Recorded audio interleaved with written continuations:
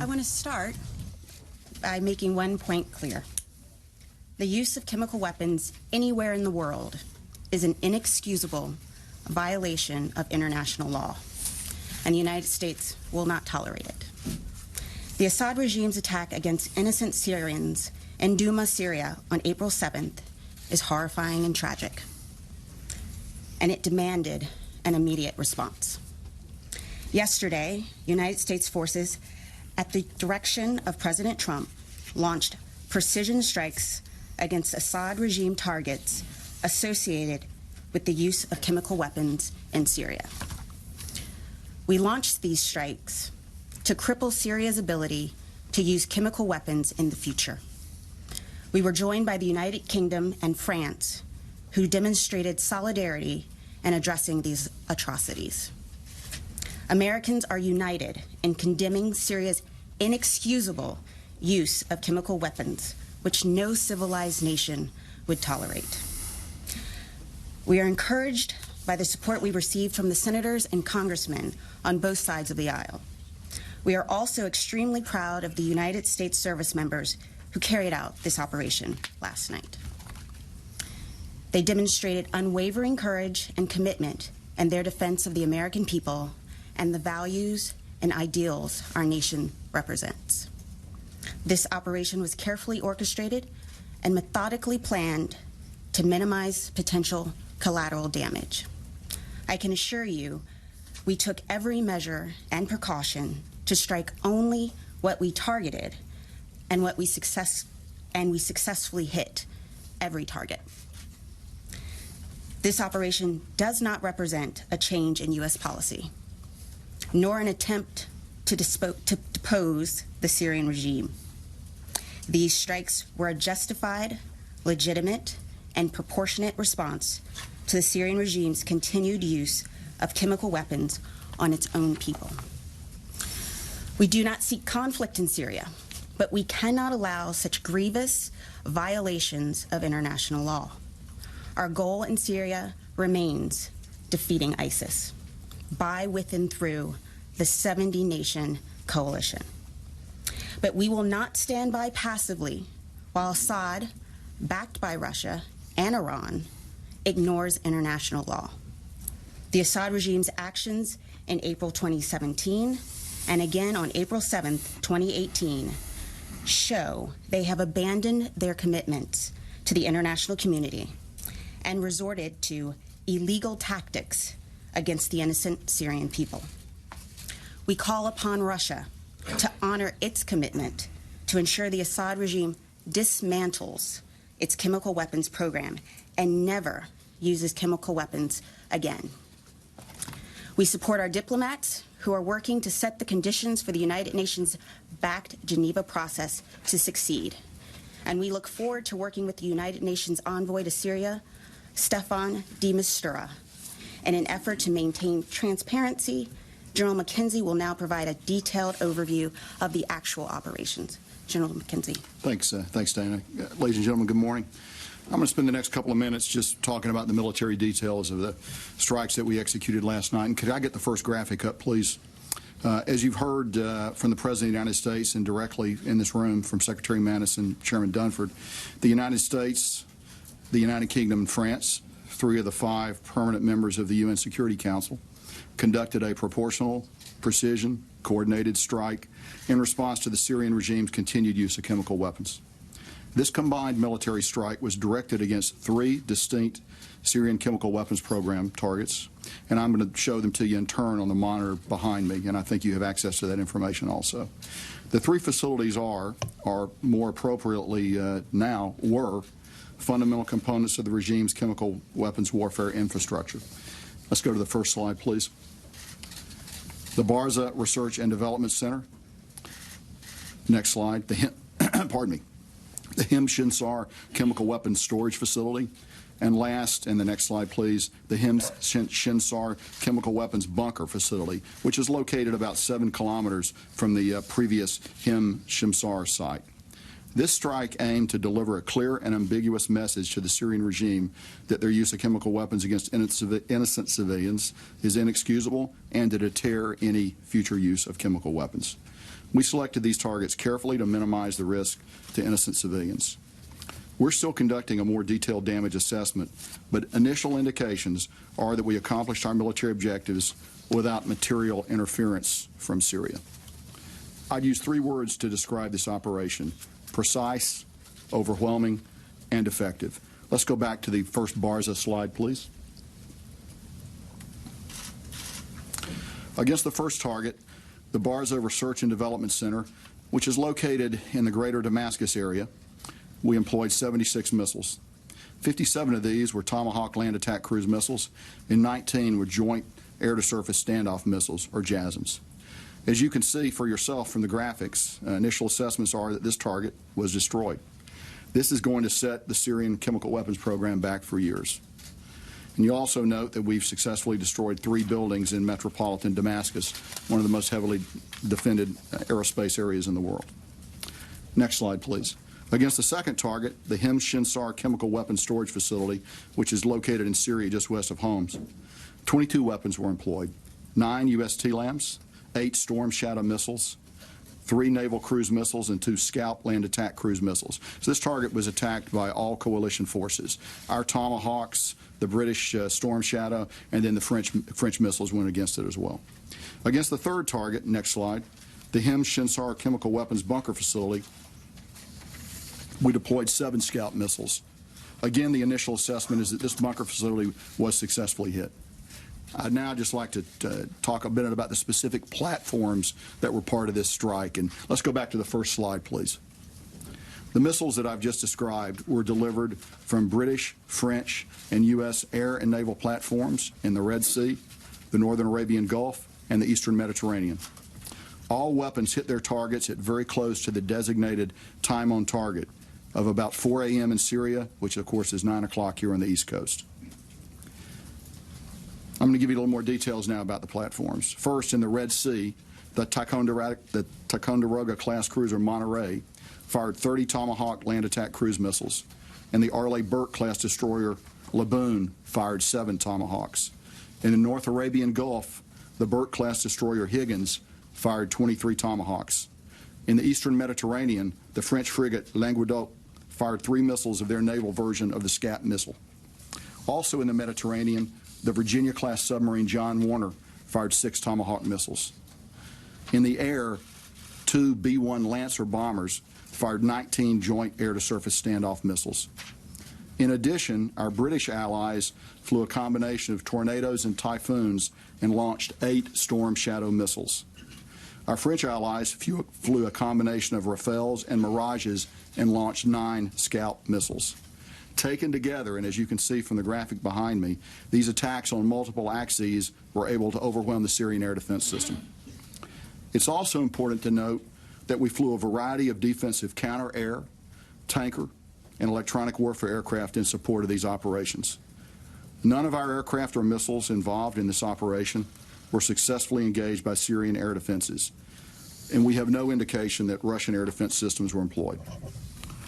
We are confident that all of our missiles reached their targets. At the end of the strike mission, all our aircraft safely returned to their bases. We assessed that over 40 surface-to-air missiles were employed by the Syrian regime.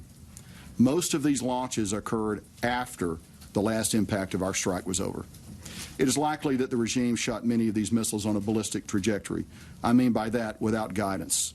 And we assessed that the defensive efforts of Syria were largely ineffective and clearly increased risk to their own people based on this indiscriminate response. When you shoot iron into the air without guidance, it's going to come down somewhere. By contrast, the precise nature of our strike and the care which our allied team planned and executed significantly reduced the risk of collateral damage to civilians. In summary, in a powerful show of allied unity, we deployed 105 weapons against 3 targets that will significantly impact the Syrian regime's ability to develop, deploy, and use chemical weapons in the future. It's been said before, but I want to emphasize again that by comparison, this strike was double the size of the last strike in April 2017, and I'd also emphasize that this strike was a multinational effort. The precision strike was executed with France and the UK, demonstrating our unquestionable resolve. I'd like to close by noting that since the strike, we have not seen any military response from actors within Syria. And we remain postured to protect our forces and those of the coalition should anything occur. Dana, back to you. So with that, we'll take your questions. Bob. Thank you. General McKenzie, you said that you assessed initially that the attack cumulatively set back the Syrian chemical weapon program for years. Can you elaborate on that? Ms. White said that it was intended to cripple it. Can you be more specific? Sure. I think we. Well, as of right now, we are not aware of any. I'll answer that part first. As of now, we're not aware of any civilian casualties. Now, we'll I would also note, and as I said in my prepared remarks, the Syrians shot 40 large missiles into the air last night. Those missiles came down somewhere, and so we should just recognize that's a part of this. That's a part of this equation too. But we don't right now. We have no reporting of any civilian casualties against any of the targets that we struck, and we'll continue to look at this closely as we go ahead. So very briefly, the first part of your question, particularly the Barza facility, is a core site for them, and as you can see from the graphic, it does not exist anymore. And we believe they've lost a lot of equipment, they've lost a lot of material, and it's going to have a significant effect on them. So I think the words cripple and degrade are good, accurate words. Tom. Secretary Mattis said last night he was pretty convinced that chlorine was used. He's still waiting on sarin. He also said he was confident that the Syrian regime mounted these chemical attacks. What evidence do you have of both, of chlorine and of the Syrian attack? And also the OPCW is on the ground now. They're collecting information on that. We are still assessing, but as the Secretary said last night, he is confident of the evidence that we already had, and which is why he recommended the strikes last night. But we are still assessing and getting details, and we can provide more details once we have them. Well, can you give us a sense of what evidence you do have? There's various intel, and I won't speak to that, but when we have more evidence and more details, I will come back to you, Tom. Barbara. For both of you, first, General McKenzie, could you speak about in Barza and these other facilities, are you convinced there were chemical agents inside at the time of the strike? How did you mitigate not having a dispersal of a chemical agent cloud? And Dana, yesterday the president talked about the possibility of a sustained response. And the Secretary last night spoke about this being a single strike at this time. Could you help people understand, is there a difference there? What are they both talking about? But for both of you, please. Sure. I'll start, Barbara.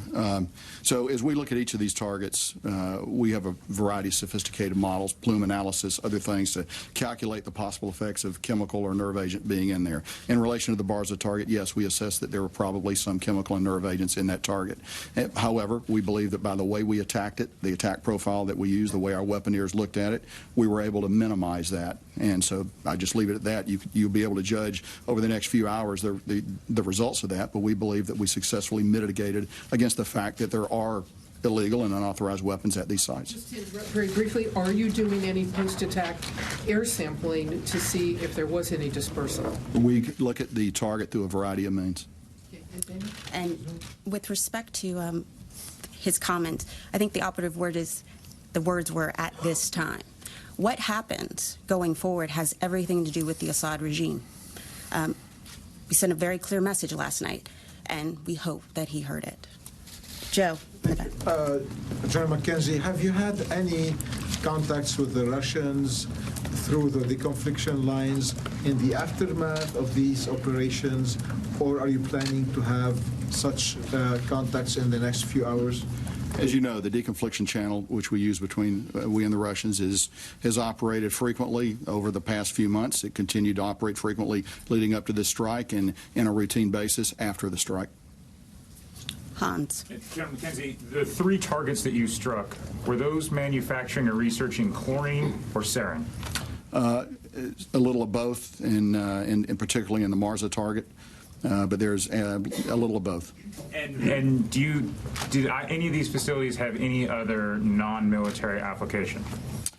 No, they're essentially, this is what they do principally. There may be other activities that are carried on there, but this is the core activity associated with these sites. Phil.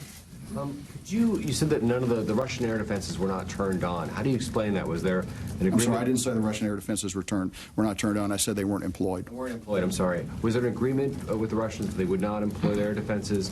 And then also, you said that the Syrian air defenses did not have any significant impact on the operations. Is that to say that there was no interception of any of these missiles that were fired? Sure. So we did no coordination, no agreements with the Russians before the strikes. Important to know that. We deconflict. We do nothing more than that. And I want to say that to the best of our ability to determine at this time, no Syrian weapon had any effect on anything that we did. Tara. Thank you. Dana, for you, last year when a similar type strike occurred, there was an assessment that it had degraded Syria's ability to generate chemical weapons, yet a couple of months later the Pentagon thought that that specific airfield was right back at it. What assurances do you have now that you've significantly degraded Syria's ability to generate chemical weapons? And then for General McKenzie, that slide appears that the B-1s were escorted by U.S. fighters. Could you tell us who escorted the B-1s and what type of surface-air missiles were shot out in the air, the 40? And then getting back to the Russian defenses, if their defenses weren't employed, were Russian radars at all employed? Were they painting any of the U.S. aircraft? So I'll take the first one. Last year, the focus was on the delivery. This time, the strikes went to the very heart of the enterprise, to the research, to development, to storage. So we are very confident that we have significantly crippled Assad's ability to produce these weapons. Could I follow up on that? Let me just answer. I got you. So the B-1s employed JASM, our Joint Standoff Missile. So that was the weapon that they used. B-1s were accompanied by U.S. fighters up to the launch and release point. There's a normal way you'd integrate an air package to provide protection to the bombers, just as the French and British aircraft were accompanied by their own fighters as part of an integrated package that provides defense for the shooters. Additionally, we positioned defensive counter-air around the theater, and in fact, that's still operational right now as we observe the potential Syrian response. Were the escorts Raptors? I don't know the answer to that question, but we'll get back to you. I just don't know that. David, go ahead. There were reports that these facilities, or reports today, that these facilities had been evacuated in the days prior to yesterday's strike. Do you have any indication, either of you, that that's the case? And wouldn't that, to some degree, degrade your assessment of the damage that's been done to the regime? Well, sure. The Syrian regime knows that we've been looking at these targets for a long time, so it is possible. It's possible that some people might have left it. We also chose to strike it at 3 o'clock in the morning, 4 o'clock in the morning local time. So we weren't trying to kill a lot of people on the objective, if so we would have struck at a different time of the day. I believe, however, that there is material and equipment associated with each of these sites that was not movable, and that's the source of that's what really sets them back. And to go back to an earlier question, that's really the difference between striking an airfield and essentially a delivery platform and a research, development, and generation part of the facility. This is far more damaging to Syria. Michael.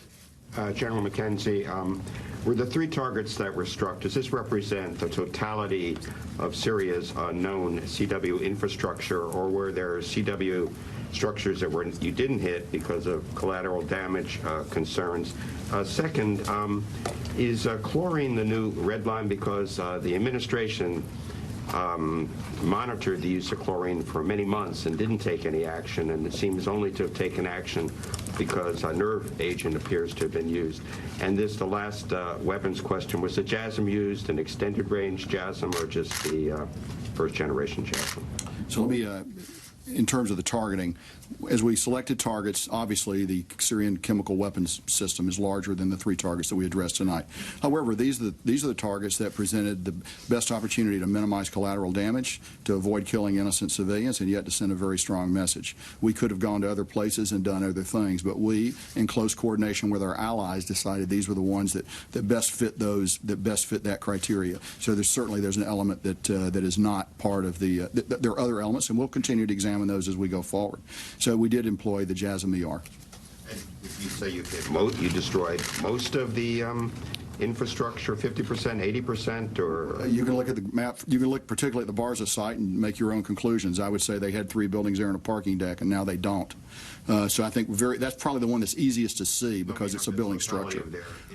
I think we dealt them a severe blow. There's some left, but we dealt them a severe blow. What about the prospective use of chlorine in the future? The administration didn't act in the event of previous uses of chlorine. Dana, will it act now? Is that a new red line? What's important to understand is that the Assad regime has a pattern of using chemical weapons against its own people, against the Chemical Weapons Convention, despite the fact that they had agreed to it, and then despite the fact that the Russians were their guarantors. So what happens next has everything to do with what the Assad regime decides to do.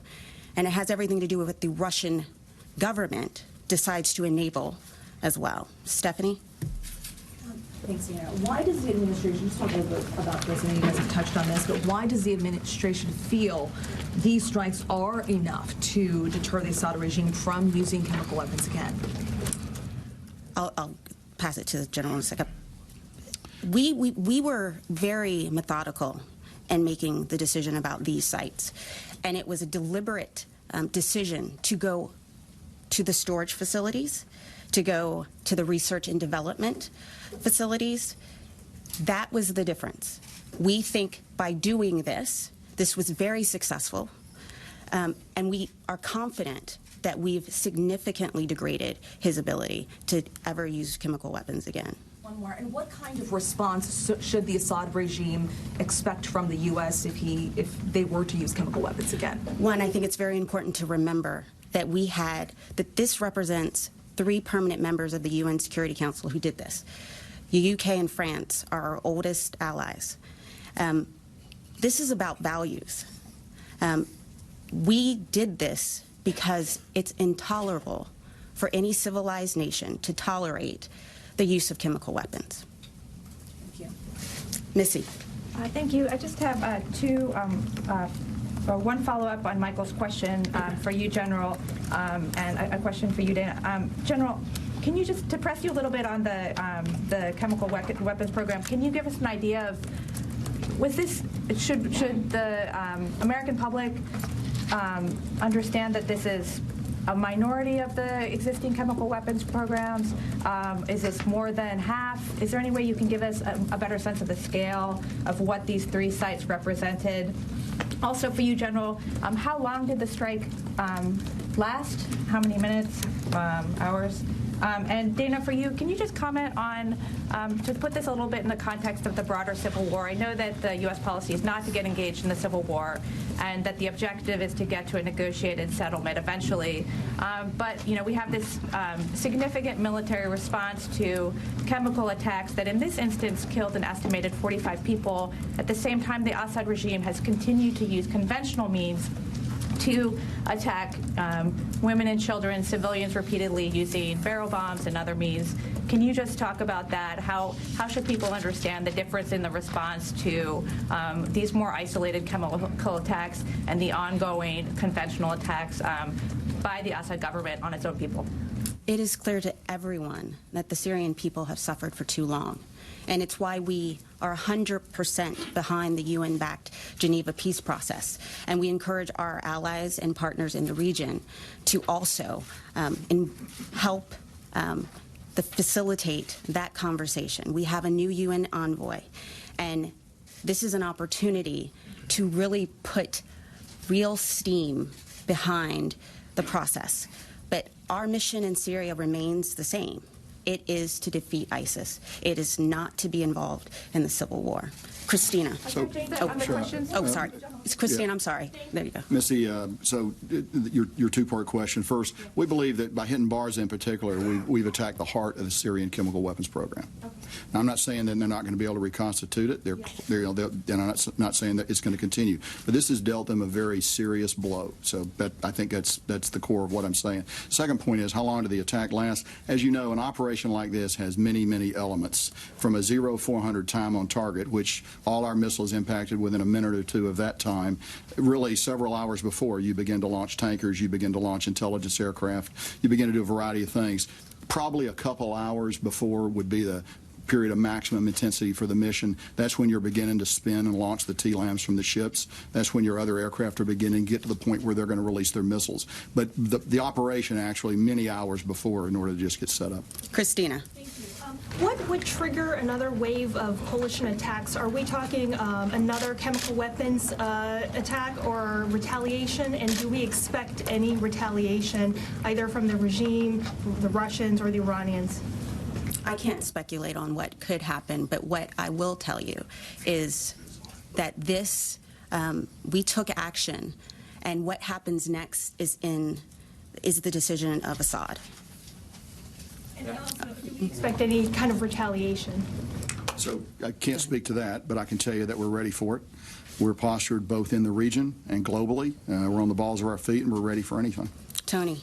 General, a couple questions. One, was this the least extensive of all the options that were crafted? Can you give us a feel for how many options were put together, and was this the one that would meet at the least amount of damage? So I would tell you that we can't comment on options we present to the president. That's a choice he makes, so I'm not going to be able to discuss that. I will tell you that of all the options, carefully looked at ways to minimize collateral damage. You balance always minimizing collateral damage against getting maximum effect. These are three targets that seem to hit the sweet spot and do that. One follow-up. What impact did the very public prelude to this attack have on military planning in terms of enveloping in maybe a 21st century bodyguard of lies, in terms of deception on ship movements? What impact did it have on possibly launch accesses of the aircraft or ships used? We were all focused on the Donald Cook, and the Donald Cook wasn't used. Can you give some sense of that? Sure. If I could build on your bodyguard of lies comment, the truth is it had no effect. No effect at all. On military planning. It had no effect on military planning. David. Yes? Okay. David Martin. I thought I heard you say that the strike put more steam behind the Geneva peace process. How does this help bring peace to Syria? The UN, we have been very clear about the fact that we fully support the UN-backed Geneva process. Sochi has failed. Our focus remains defeating ISIS. It is not to get involved in the Syrian civil war. We call on all nations, and I think the demonstration of our allies, France and the UK, helping us, demonstrates that we are serious about the fact that chemical weapons use is intolerable, it's inexcusable, but we will remain committed to the 70-nation coalition to defeat ISIS. But how does preventing the use of chemical weapons affect the outcome of the Syrian civil war? It affects it by, again, demonstrating to the world that this is a heinous regime. This is a regime that murders its own people daily. We, yesterday, with the help of our allies, addressed the fact that they continue to use chemical weapons against their own people. We continue to hope and urge, and we're confident that the UN process will move forward. But our mission remains to defeat ISIS. There is still work to be done, and we will do it. Right here, and right here. I'm going to ask three quick questions. First, were you ready yesterday to engage Russian targets in case Russia responded to that attack? Second, you keep talking about the current Syrian chemical program. Can you give us an idea about the size of this program in comparison to what the regime had before dismantling it? What is in percentage? And third, you're talking about evidence of chemical weapons attack. We haven't seen any evidence, really. That's what you're saying. However, there's an organization on the ground in Syria, the OPCW, and it will conduct an investigation. Why didn't you wait for that investigation to end? Well, let's remember that OPCW and others have been blocked from entering Ghouta and Douma. That's because of the Assad regime. We need to remember that everything that's happening with respect to the murder of these people, innocent people, is the responsibility of the Assad regime. So we were very confident about the evidence that we had. And it was clear. And the Secretary said yesterday, he was very confident about the intelligence as well as the evidence, and that's why we moved forward. Then the two other questions on Russia and the size of the Sure. chemical. We have an active, effective deconfliction channel with Russia. It's been used months before this attack. It was used through this strike, and it's been used afterwards. And I'm not going to be able to comment on anything more specific on that. The size of the program, the current program that what the Syrian regime has now. Because you said, like, you made lots of assessment, you have a good idea, you have lots of targets. So in comparison to what the Assad regime I would had say before, there's still a residual element of the Syrian program that's out there. I believe that we took the heart of it out with the attacks that we accomplished last night. I'm not going to say that they're going to be unable to continue to conduct a chemical attack in the future. I suspect, however, they'll think long and hard about it based on the activities of last night. We have time for a couple more questions. Idris. Thanks, Dana. President Trump tweeted about an hour ago, mission accomplished, which, of course, historically has not borne out when the phrase has been used. And you're saying that if, you've left the option open for future strikes in case chemical weapons are used again. So could you sort of reconcile those two statements, mission accomplished and could be used in the future? And in terms of authorities, if there are other strikes, does Secretary have to go to President Trump, or has he been delegated the authority to carry them out as he sees fit? So to your first point, last night operations were very successful. We met our objectives. We hit the sites, the heart of the chem weapons program.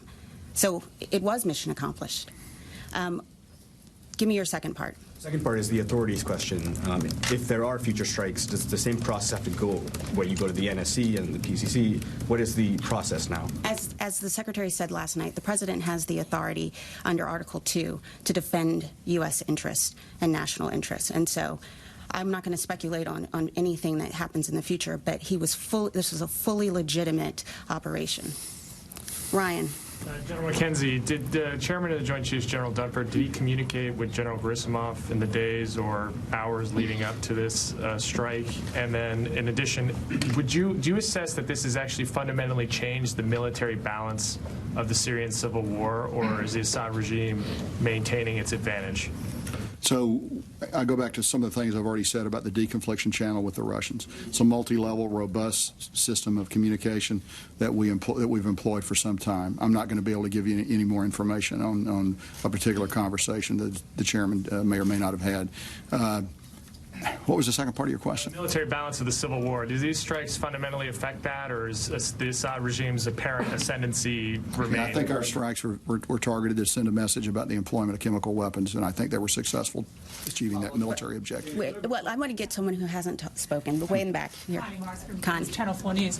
Thank you, Dana. Just following up on Idris's question, this question of mission accomplished. If the mission is to deter President Assad from spreading chemical weapons, isn't it actually impossible at this stage militarily to know whether that mission, as described, was accomplished? Last night's operations were successful. We met all of our objectives. We hit all of our targets successfully. No aircrafts, allied aircrafts were engaged. It was a successful mission. What happens next depends on what the Assad regime decides to do. Right over here. Thanks, Patrick Tucker, Defense One. You said earlier that you didn't observe any material effects on forces during the strike. Can you describe any other effects, electromagnetic or cyber effects that were perhaps targeted towards coalition craft? And also, have you observed any activity around residual or remaining sites that you didn't strike that suggests perhaps an after-action plan to hide or use chemical weapons in some other way? The Syrian response was remarkably ineffective in all domains. That's probably the best answer I can give you. So they had no material impact on the strike. As I noted in my prepared comments, they actually typically began to fire their missiles after the last impact of our weapon. So no appreciable effect that we know at this time. Any observable activity around other sites? Can I follow up? Finish your thought. Other activity around other sites, perhaps movement of weapons or movement of chemicals or movement of equipment? I just don't have that information right now. Sorry. Okay. Tom, just, yeah. You said we're very confident about the evidence we have. Now, Russia and Syria denied any chemical weapons were used. I'm just wondering why you wouldn't share your evidence with the world. Adlai Stevenson famously went to the UN in 1962 with evidence of the Russian buildup in Cuba. Why wouldn't you do something similar, especially if there are doubts? Well, there's no doubt for us. Well, why don't you share the evidence then? One, a lot of this has to do with intelligence. And I'm very happy to show evidence if I can. But we were very confident about the decisions we made. I'm going to take one more question from Aaron. You've already spoken. Come on, give someone else a chance. Aaron. Just a couple of clarification points. Thanks, Dana. General McKenzie, you said, I believe, there's still an air defense package in operation right now in case there's potential for retaliation from either Syrian or Russian assets. How long do you intend to keep that package in the area, specifically keeping an eye on if there's kind of a retaliation to this strike? And then during the strikes last year, a couple of the TLAMs, I believe, failed, just not because of interference, but they just failed. Were there any weapons that didn't make it to their targets this time? None of our Tomahawks experienced any problems. What about the air-launched weapons? I don't believe so. No. Okay. And your last question, we typically keep DCA over deployed forces in eastern Syria. So typically we've got aircraft up over them. So this would, as we open in time from the event going forward, the commander will continually readjust the air defense posture that we've got. Right now it's robust, and we'll keep it robust for a while. Then we'll make adjustments just based on our observations of the environment. Lucas. General, the Syrian government is saying they shot down over a dozen Tomahawks. Are they lying? And what Syrian military units did you strike? And for the people at home, can you explain this deconfliction? You say you didn't coordinate or give a heads up to the Russians, but you said you deconflicted. And Dana, finally, you say you want to avoid conflict with Syria, yet, with all due respect, you just lobbed a couple dozen Tomahawk cruise missiles into the country. Can you explain that? Our mission stays the same. It's to defeat ISIS. But Assad's actions were beyond the pale. Again, we will 100%, and we are supporting Envoy de Mistura. We will continue to do that because we want a diplomatic, political resolution to the Syrian conflict. But civilized nations can't let what's happened in Syria stand. So with that, I'm going to... Oh, sorry, go ahead. Sure. So you asked about deconfliction. Probably the best way to understand it is this. The Russians don't have a veto on anything that we do. And that's probably the best way to describe it. We're not cooperating with them in Syria. We don't want to get into a fight with them. They don't want to get into a fight with us. The best way to do that is to share certain information about what you're doing, carefully metered out by us, and I'm sure the same by them. But we're not cooperating with them, and they have no veto over what we do. At the same time, we owe it to our servicemen and women and those of our coalition partners to do the best we can to simplify the environment in which we're going to fight. So the deconfliction mechanisms allow us to do that. As to the last part of your question, I can't help you with what the Syrians are saying or not saying, but I'm telling you it's what actually happened. And on that point, as Secretary Mattis said last night, the Russian disinformation campaign has already begun. There has been a 2,000% increase in Russian trolls in the last 24 hours. Therefore, we will keep you all abreast of the facts moving forward. Thank you all very much. General, does this operation have a name? Well, as you have been watching, that was Dana White.